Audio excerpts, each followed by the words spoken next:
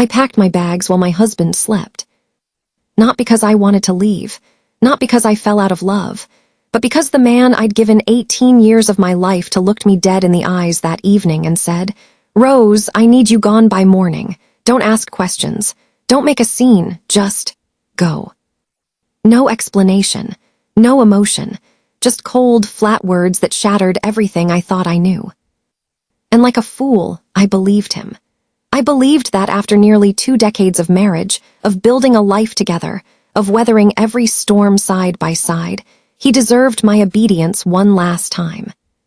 So I packed, slowly, quietly, tears streaming down my face as I folded the clothes I'd washed for him just that morning, as I wrapped the photo albums documenting our life together, as I looked one last time at the bedroom we'd shared, the kitchen where I'd cooked thousands of meals, the garden I'd planted with my own hands. I left at 4:47 a.m. I remember because I checked my phone one last time, hoping he'd wake up and tell me it was all a mistake, that he was sick or scared or going through something and just needed time. But he didn't wake up, and I drove away from the only home I'd known as an adult, with nowhere to go and no idea why. The next morning, a stranger knocked on my sister's door where I'd taken refuge. And when I opened it, my entire world flipped upside down. Again.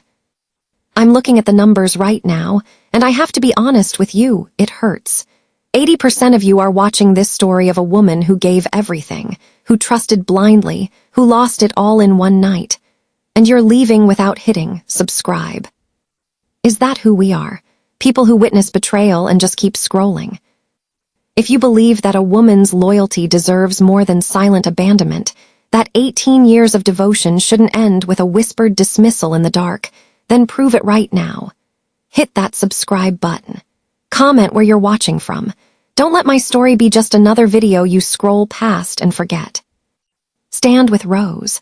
Stand with every woman who's been told to disappear without explanation.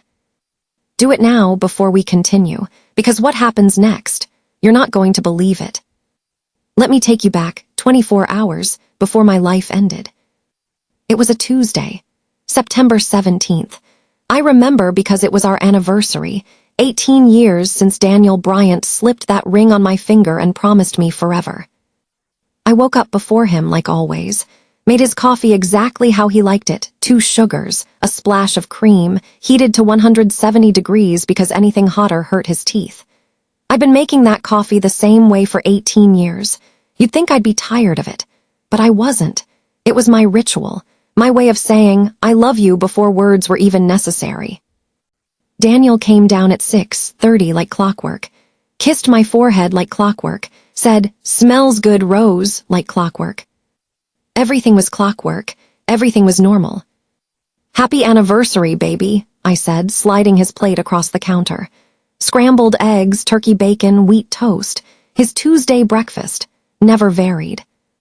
He looked up at me, and for just a second, a fraction of a second, something flickered across his face. Something that looked almost like pain. But then he smiled. That same smile that had made me fall in love with him 19 years ago at my cousin's wedding in Kingston. 18 years, damn, Rose, where did the time go? Flew by, I said, sitting across from him with my own coffee. You got plans for tonight? I was thinking we could go to Ricardo's. They have that jerk chicken special on Tuesdays now. Daniel's jaw tightened, just barely. If I hadn't spent 18 years studying every expression on that face, I would have missed it. Yeah, he said quietly, Ricardo's sounds good. But it didn't sound good, not the way he said it. It sounded like a lie wrapped in obligatory agreement. I should have pushed, should have asked what was wrong right then, but I didn't, because we had a rule, Daniel and I, never push, never pry, trust until given a reason not to. And in 18 years, he'd never given me a reason. So I let it go. He came home at 5:47 p.m. I know because I'd been watching the clock, dinner ready, his favorite dress on, the blue one with the flowers that he always said made my eyes pop. But when he walked through that door, he didn't notice the dress, didn't notice the candles on the table or the smell of curry goat filling the house. He just stood there in the doorway, briefcase in hand, looking at me like I was a stranger. "Rose," he said, just my name, flat, empty. "Hey, baby." I walked over to kiss him and he let me, but his lips were cold, unresponsive. "Dinner's ready, I made your favorite, and I got that wine you like from. We need to talk." 4 words, that's all it took for my stomach to drop. I'd heard those words before, from girlfriends whose husbands cheated, from my cousin before her husband announced he was leaving her for his secretary, from my mother before my father told her he'd gambled away their savings. "We need to talk" is never followed by anything good. "Okay," I said slowly, my hands suddenly cold despite the heat from the stove. "Let's talk." Daniel set his briefcase down, loosened his tie, walked past me into the living room and sat on the couch, our couch, the one we'd bought together when we first moved to Atlanta, the one we'd made love on more times than I could count. I followed, my heart hammering, trying to read his face, but it was blank, carefully, deliberately blank. "I need you to leave," he said. Just like that, no preamble, no softening the blow. "Leave," the word came out as barely a whisper. "Leave where? For how long? Daniel, what?" "I can't explain." He cut me off, his voice steady but strained. "I just need you to pack a bag tonight and be gone by morning. Don't ask me why, don't fight me on this. Just, please, Rose, trust me one more time." Trust him. After 18 years of trust, he was asking for one more round of blind faith. "Daniel," my voice cracked, "you're scaring me. Did I do something wrong? Are you sick? Is someone threatening you? Talk to me, please." "I can't." He stood abruptly, unable to meet my eyes. "I can't talk about it. I just need you gone. By morning, please." "And then what?" I was crying now, tears streaming down my face unchecked. "Do I come back? Is this temporary? Daniel, you're my husband. Just do this for me." His voice broke finally, and I saw it, a flash of agony in his eyes. "Please, Rose, if you ever loved me, do this." If I ever loved him. What kind of question was that? I'd loved him through job losses and family deaths and miscarriages and every hard thing life had thrown at us. I'd loved him when he was broke and scared and doubting himself. I'd loved him on his worst days and his best days and every day in between. And now, he was asking me to love him by leaving. "Where am I supposed to go?" I whispered. "Your sister's, a hotel, I don't know, just, not here." "For how long?" Silence, heavy, terrible silence. "Daniel, for how long?" "I don't know." Those 3 words broke something in me, because "I don't know" meant maybe forever. Maybe this wasn't temporary. Maybe this was the end, dressed up as a temporary goodbye to ease his conscience. "Is there someone else?" I had to ask, had to know. "No," he said it quickly, firmly. "God, no, Rose, this isn't about another woman." "Then what is it about?" "I can't tell you. Can't or won't." He turned away. "Does it matter?" It did matter. It mattered more than anything. But looking at his rigid back, at the tension in his shoulders, at the way his hands were clenched into fists at his sides, I realized something. I realized that Daniel was terrified. Not angry, not cold, terrified. And that scared me more than anything. I packed while he pretended to sleep. I could tell he wasn't really sleeping. His breathing was wrong, too shallow, too controlled. But he stayed in bed with his eyes closed while I moved through our room like a ghost, pulling clothes from drawers, toiletries from the bathroom, shoes from the closet. I kept waiting for him to change his mind, to sit up and say it was all a terrible mistake or a test or a breakdown, something, anything. But he didn't. At 4:47 a.m., I carried my 2 suitcases down the stairs, set them by the front door, walked back to our bedroom one last time. Daniel's eyes were open now. He was staring at the ceiling, tears running down his temples into his hairline. "I love you," I whispered from the doorway. He didn't respond, didn't look at me, just kept staring at that ceiling like it held the answers to questions he wouldn't ask. So I left. I drove to my sister Patricia's place in Decatur, knocked on her door at 5:30 in the morning and collapsed into her arms when she opened it, both of us crying in her doorway while the sun came up. He just told me to leave. I sobbed into her shoulder. No explanation, no reason, just leave. Patricia, bless her, didn't say all the things she could have said.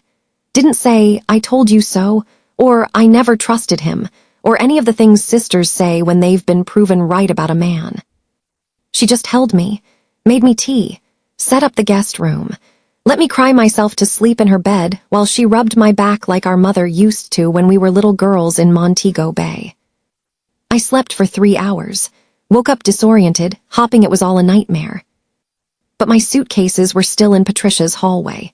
My wedding ring was still on my finger, and my phone had no calls, no texts, no explanation from the man I'd left sleeping in our bed. Patricia made me breakfast. I couldn't eat. She tried to make conversation. I couldn't respond.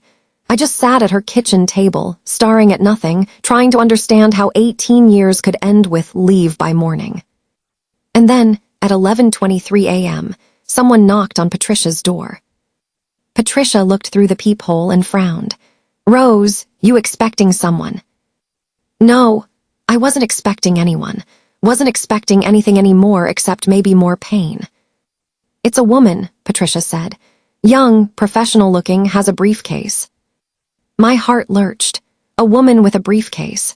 Was this the explanation I'd been waiting for? Was Daniel sending someone to tell me what he couldn't say himself? I stood on shaky legs and walked to the door.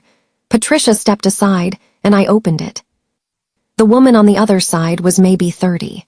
Black, beautiful, wearing a sharp navy suit and carrying a leather briefcase that probably cost more than my car payment. She looked at me with eyes that held something I couldn't quite name. Pity, maybe, or sympathy. Rose Bryant, she asked. Bryan, I corrected automatically. Rose Bryan. Mrs. Bryan, my name is Cheryl Thompson. I'm an attorney with Morrison and Associates in Atlanta. She pulled out a business card and handed it to me. May I come in? I have some information regarding your husband, Daniel Bryan, that you need to hear. The floor tilted, just slightly, just enough to make me grab the doorframe for support. What happened? My voice came out as a croak. Is he hurt? Is he? He's not hurt, Mrs. Bryan, but I really do need to speak with you, privately if possible. Patricia was already at my elbow. I'm her sister, Patricia Williams. Whatever you need to tell her, you can say it in front of me. Cheryl Thompson looked between us, weighing something in her mind. Then she nodded. All right, may I come in? We sat in Patricia's living room, me and Patricia on the couch, Cheryl Thompson in the armchair across from us, her briefcase balanced on her knees. Mrs. Bryan, she began carefully, I represent the estate of Margaret Louise Whitmore. Does that name mean anything to you? I shook my head. Number should it? Margaret Whitmore passed away 4 months ago. She was your husband's mother. The room went silent. That's impossible, I said slowly. Daniel's mother died before we met, when he was 16, car accident, he told me. I'm afraid he lied to you, Mrs. Bryan. The words hung in the air like smoke, bitter and suffocating. No, I shook my head, denial rushing through me. No, that's not possible. He showed me pictures, her grave. He told me about the funeral, about how his father fell apart afterward and drank himself to death 2 years later. He told me. The pictures were probably of his grandmother, Cheryl said gently, who did pass away when your husband was young, but Margaret Whitmore was very much alive until this past June. Patricia's hand found mine, squeezed tight. I don't understand, I whispered. Why would he lie about something like that? Cheryl opened her briefcase and pulled out a folder. Margaret Whitmore was a wealthy woman, Mrs. Bryan, very wealthy. She made her fortune in real estate development across Georgia and Florida. When she died, she left an estate valued at approximately $43 million. The number meant nothing to me. I was still stuck on his mother was alive. Your husband, Cheryl continued, is her sole heir. The entire estate was left to Daniel Bryant Bryan, birth name Daniel Eugene Whitmore, with one condition. She paused, and in that pause, I felt the ground beneath me begin to crack. The condition, Cheryl said quietly, was that he must be legally separated from you, his current wife, before he could claim the inheritance. Time stopped. Just stopped. What? The word came out as barely a breath. Cheryl pulled out a document, slid it across the coffee table to me. This is a copy of the will. I can't share all the details due to client confidentiality, but I can tell you this. Margaret Whitmore never approved of your marriage. She believed.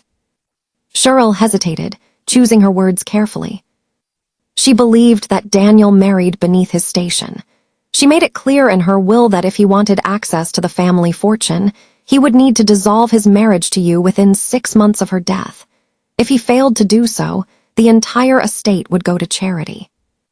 I couldn't breathe. Couldn't think. Couldn't process what I was hearing. That's why he asked me to leave, I whispered. Not because he wanted to, because she told him to, because money was more important then. Mrs. Bryan.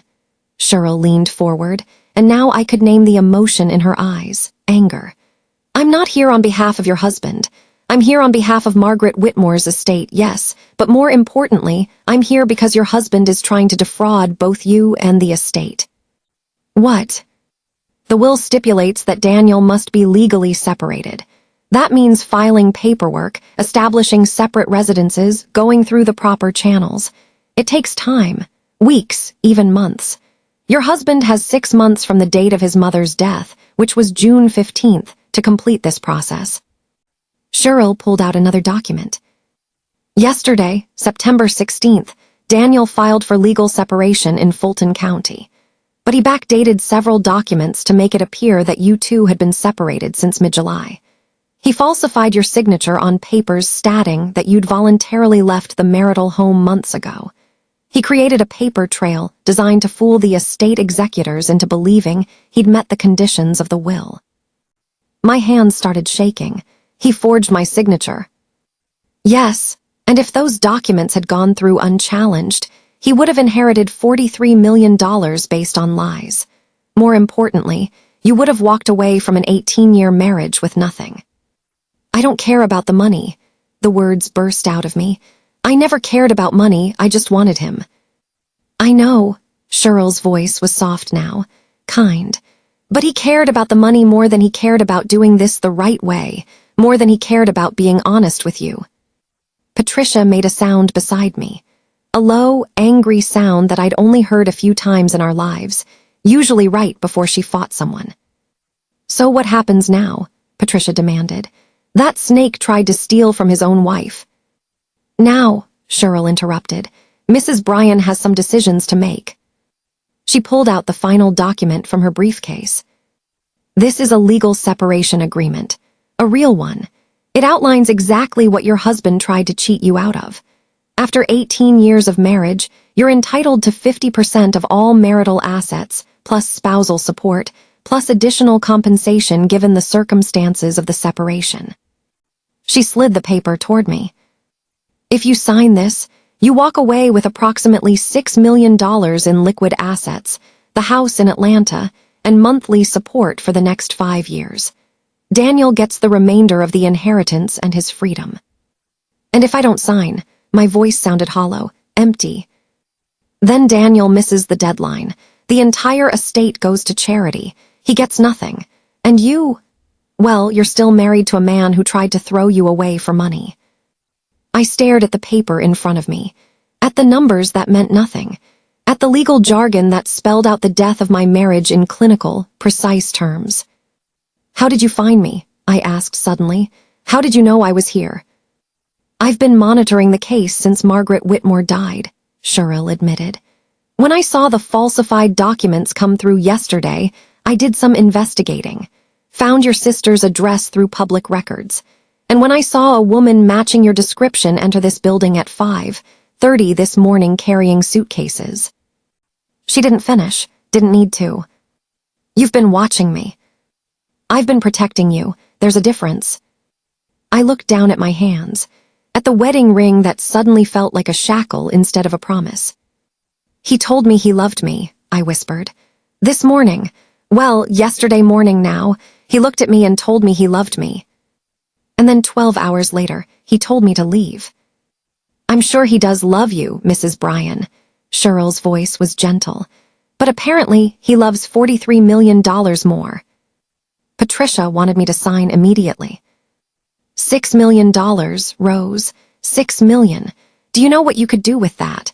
Do you know how many women walk away from decades of marriage with nothing but trauma and debt? She wasn't wrong. I'd seen it happen to friends, family, women at church. Marriages ending with the wife getting the bills and the husband getting the assets. But something held me back. I need to talk to him first, I said. Talk to him? Patricia looked at me like I'd grown a second head. Rose, the man forged your signature. He lied to you for 18 years about his mother.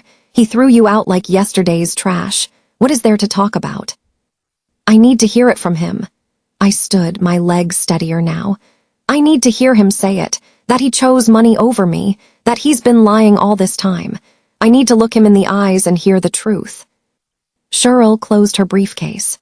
Mrs. Bryan, I should warn you, confronting him could complicate things. He doesn't know that I've contacted you yet. If he realizes the estate executors are onto his fraud. I don't care. My voice came out stronger than I'd heard it all day. I deserve an explanation, not from his lawyer, not from legal documents, from him. Patricia grabbed my arm. Rose, no, you're emotional right now. You're not thinking clearly. I'm thinking perfectly clearly. I pulled my arm free gently. For the first time since yesterday, I'm thinking clearly. That man owes me the truth, and I'm going to get it. I drove to our house. My house, technically, now that I knew how this would end, at 2:37 p.m. Daniel's car was in the driveway. He was home, probably thinking I was safely tucked away at Patricia's, crying into my pillow, making this easy for him. I used my key, walked through the front door like I'd done thousands of times before. He was sitting at the kitchen table with his laptop open, papers spread everywhere. Legal documents, financial statements, the machinery of betrayal laid out in black and white. He looked up when I walked in, and the color drained from his face. Rose, my name came out strangled. What are you doing here, I thought. You thought I'd stay away, make this easy for you. I set my purse down on the counter with deliberate calm. Tell me about your mother, Daniel. He went very still. Tell me about Margaret Louise Whitmore, the woman who raised you, the woman who just happened to die 4 months ago and leave you $43 million. That mother. Rose. Was she nice? Did she make you cookies, read you bedtime stories, or was she the kind of mother who teaches her son that money matters more than loyalty? You don't understand. Then make me understand. My voice cracked, all that calm shattering. Make me understand why you lied to me for 18 years. Make me understand why you let me visit a fake grave on Mother's Day. Make me understand why you threw me out of our home instead of just telling me the truth. Daniel's face crumpled. He buried it in his hands, and his shoulders started shaking. He was crying. The man who'd kept his face blank while destroying me was crying. I couldn't tell you, he sobbed. She made me promise. When I was 19 and wanted to marry you, she said if I went through with it, she'd cut me off completely. No family, no inheritance, nothing. She called you. He stopped, choking on the words. What did she call me? My voice was ice. It doesn't matter. What did she call me, Daniel? He looked up, tears streaming down his face. She called you a nobody, a poor Jamaican girl trying to trap her son into marriage. She said you'd drag me down, keep me from reaching my potential, turn me into a failure. Each word was a knife. And you married me anyway, I said slowly. Yes. Knowing she'd cut you off. Yes. Knowing she'd hate me. Yes. Then what changed? Daniel stood, packing now, his hands pulling at his hair. She was dying, Rose, lung cancer. She called me 6 months before she passed and said she wanted to make amends. Said she was leaving me everything but with one condition. I had to prove I could honor her wishes posthumously. By leaving me. By showing that her judgment mattered. That I understood what she'd been trying to tell me all those years. I laughed. It came out bitter and broken. So you picked her, Even dead, you picked her over me. It's not that simple. It's exactly that simple, I was shouting now. She gave you a choice, me or money, and you picked money. I picked our future, he shouted back. Do you know what we could do with $43 million? We could travel, retire, help Patricia's kids go to college, donate to causes we care about. I did this for us. You did this for yourself. I stepped closer, my finger jabbing into his chest. If you'd done this for us, you would have told me. You would have said, Rose, my mother left me money, but there's a condition. Let's figure this out together. But you didn't. You made me pack my bags in the middle of the night. You let me think I'd done something wrong. You threw me away like garbage and then forged my signature on legal documents to cover your tracks. I was going to bring you back. His voice dropped to a whisper. Once the 6 months was up and the inheritance cleared, I was going to bring you back. We'd remarry. It would be like nothing happened. Like nothing happened. I couldn't believe what I was hearing. Daniel, you can't unring this bell. You can't fake a separation, take the money, and then pretend our marriage is fine. That's not how trust works. That's not how love works. I love you, Rose. No, I cut him off, my voice steady now, resolved. You love what I give you, the clean house and the hot meals and the sex and the comfort, but you don't love me, because if you loved me, you never would have even considered this. I pulled off my wedding ring, set it on the kitchen counter between us. There's a lawyer named Cheryl Thompson who's going to contact you very soon. She knows about the forged documents. She knows everything. And you're going to sign the real separation papers, the ones that give me what I'm actually entitled to after 18 years of being your wife. Daniel's face went white. You're taking the money. I'm taking what's mine, what I earned by loving you when you had nothing, by supporting you through every failure and every success, by giving you 18 years of my life while you lied about your mother being dead. Rose, please. Don't. I held up my hand. Don't beg, don't cry, don't tell me you love me, just sign the papers when they come. Give me what's mine, and let me go. I walked to the door, then paused and turned back one last time. You know what the saddest part is? If you'd just been honest with me from the start, I probably would have agreed to a temporary separation. Would have understood that this was your mother's last manipulation and helped you figure out how to handle it, because that's what partners do. They face hard things together. I opened the door. But you didn't give me that chance. You chose to handle it alone, so now you get to live with that choice. Rose. Goodbye, Daniel. I walked out. And this time, I didn't cry. 3 weeks later, I sat in Cheryl Thompson's office signing papers. Not separation papers, divorce papers. You're sure about this? Cheryl asked gently. The separation would have been sufficient to get your settlement. Divorce is more final. I know. I signed my name with a steady hand. But I don't want to be married to a man I can't trust, even legally, even on paper. Daniel had signed everything without contest. Cheryl said he'd looked broken when he came in, asked if there was any way to speak to me, any way to fix this. She told him no. The settlement was finalized. $6.2 million, the house in Atlanta, monthly support for 5 years, and my dignity intact. Daniel got the rest of the inheritance, and he'd have to live knowing he'd traded his marriage for it. What will you do now? Cheryl asked as I gathered my copies of the paperwork. I thought about it, really thought about it. I'm going back to Jamaica, I said finally. Patricia and I are buying a house together in Port Antonio, somewhere near the beach, somewhere I can remember who I was before I became Mrs. Daniel Bryan. That sounds lovely. It does, doesn't it? I smiled, and it felt real, genuine. And I'm going to use some of this money to start a foundation for women going through separations and divorces, so they have legal support and resources and someone in their corner who tells them they're worth more than the scraps their husbands try to throw them. Cheryl smiled. That's beautiful, Rose, really. It's practical, I stood, slinging my purse over my shoulder. Every woman I know has a story like mine. Maybe not with $43 million at stake, but some version of it, of being lied to or dismissed or told to just accept less than they deserve. I'm tired of it. and I'm going to do something about it. Patricia and I moved to Jamaica 2 months later. The house we bought was small but perfect. Yellow walls, blue shutters, a veranda that overlooked the ocean. Every morning I woke up to the sound of waves and remembered that I'd survived, that I was still here, still whole. Daniel tried to call a few times in those first months. Left voicemails saying he was sorry, that he'd made a mistake, that he'd give back the money if I'd come home. I never called back. There was nothing left to say. Patricia opened a small restaurant in town. I started the foundation, called it Second Sunrise because that's what it felt like, getting a second chance to build a life on my own terms. We helped 43 women in the first year alone.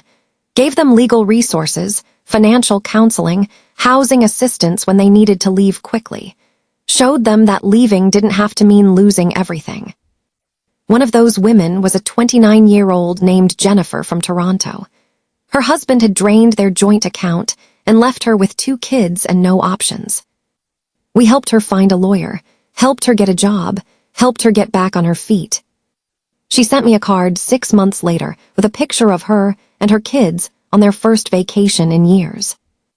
"Thank you for showing me that I could survive this," she wrote. "Thank you for proving that the end of a marriage doesn't have to be the end of everything." I put that card on my fridge, looked at it every morning with my coffee. And I thought about Daniel, about how he'd wanted me to disappear quietly so he could claim his inheritance without complication. He got his money, but I got something better. I got myself back. 1 year to the day after I signed those divorce papers, I was sitting on my veranda with Patricia, drinking rum punch and watching the sunset. My phone rang, unknown number. I almost didn't answer, but something made me pick up. "Rose," the voice on the other end was female, young, nervous. "Yes." "My name is Amber. Amber Whitmore, I'm Daniel's. Well, I guess I'm Daniel's cousin, Margaret Whitmore's niece's daughter." I sat up straighter. "Okay." "I know this is weird," Amber rushed on. "And I know you don't owe me or anyone in this family anything, but I needed to call you. I needed to tell you something." "Go ahead." "The inheritance, the condition about the separation, it was fake." I went very still. "What?" "My Aunt Margaret didn't put that clause in her will. Daniel's lawyer did. He manipulated the estate documents, bribed someone in the executor's office, and created a fake codicil that made it look like Aunt Margaret required Daniel to leave you." The world tilted. "Why?" I whispered. "Because Daniel was having an affair, had been for 2 years.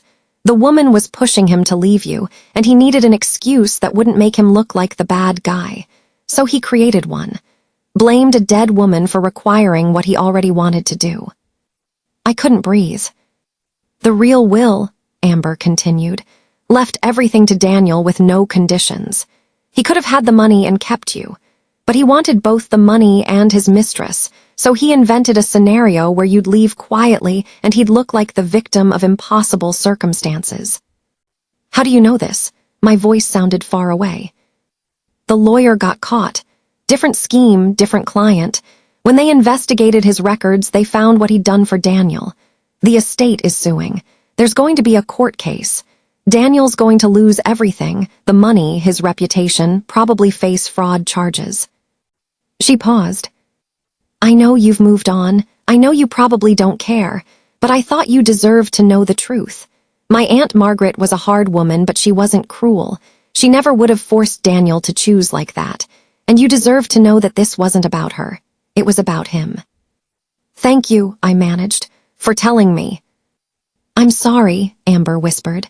"For all of it, for what he did, for what our family put you through. You deserved better." She hung up.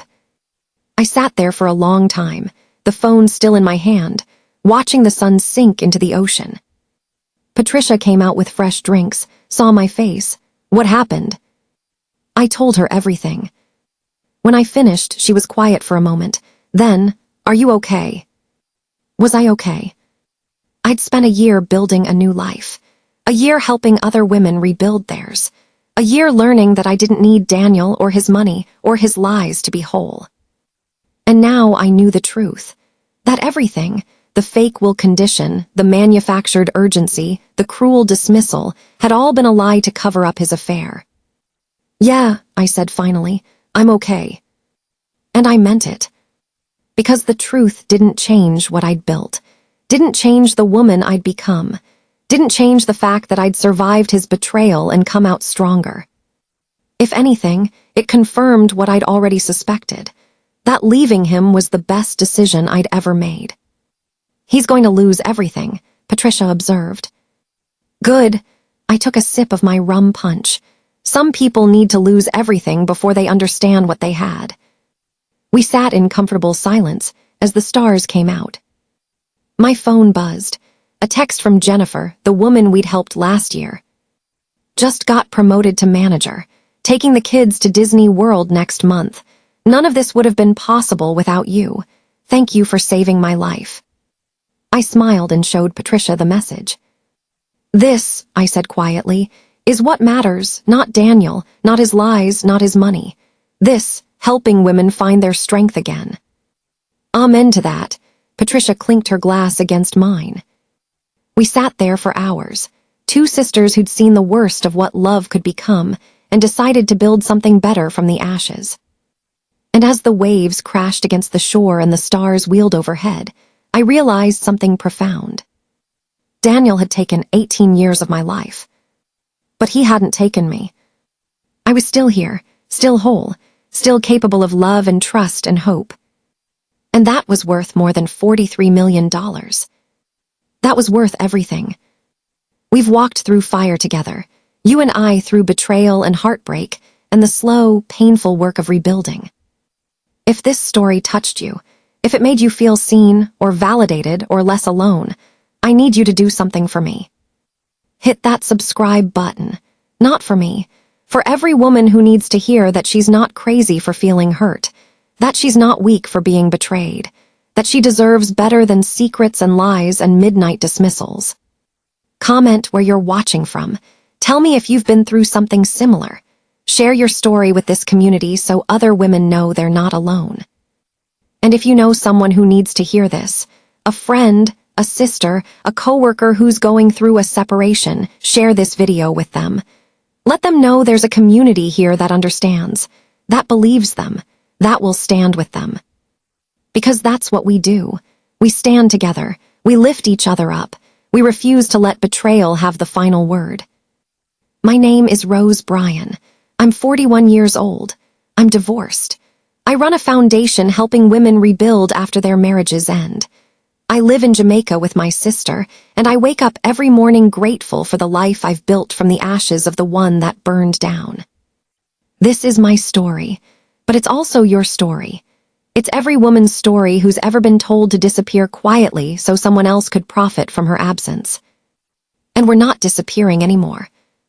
We're here, we're loud, we're strong, and we're not going anywhere.